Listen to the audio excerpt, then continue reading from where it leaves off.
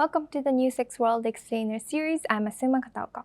The humanitarian crisis in Gaza continues to worsen, and global pressure is now mounting. The World Health Organization says malnutrition has reached alarming levels, with children and families on the brink of famine. In response, Israel has opened new aid routes and allowed food aid to be airdropped on Sunday, with over 120 truckloads of food delivered and aid airdropped into Gaza. But Israeli rights groups like B'Tselem and Physicians for Human Rights Israel have accused the government for committing genocide against Palestinians. The group said their conclusion is based on the scale of the destruction and loss of civilian life in the ongoing war. Israel is committing genocide against the Palestinians in the Gaza Strip.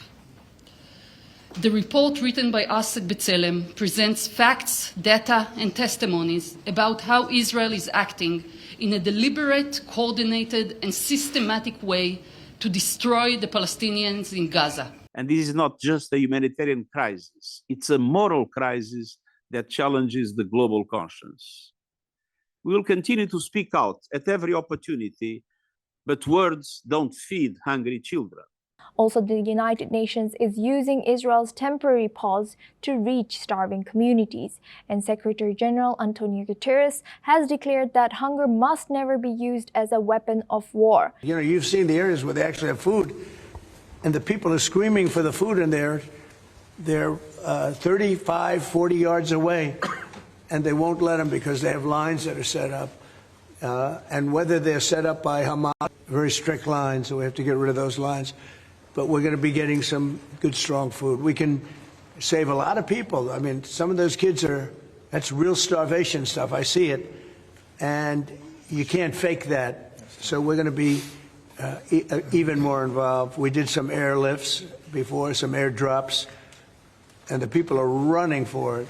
Internationally, diplomatic efforts are gaining some momentum. UK Prime Minister Keir Starmer has met President Donald Trump in Scotland, where he said earlier that he will be pressing him for an end to Gaza's suffering and discuss trade. President Donald Trump, who says a ceasefire is still possible. I don't know. I mean, based on television, I would say not particularly, because those children look very hungry, but we're giving a lot of money and a lot of food, and other nations are now stepping up. I know that this nation is, right? It's here. a humanitarian crisis. Right. It's an absolute catastrophe.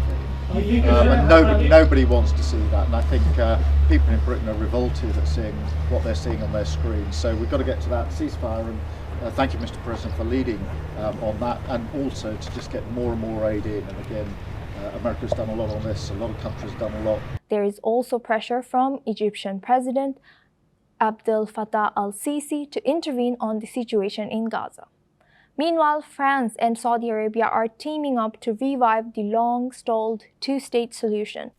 وهنا هوجه نداء خاص للرئيس ترامب، لأن أنا تقديري له الشخصي بإمكانياته بمكانته هو القادر على إيقاف الحرب وإدخال المساعدات وإنهاء هذه المعاناة.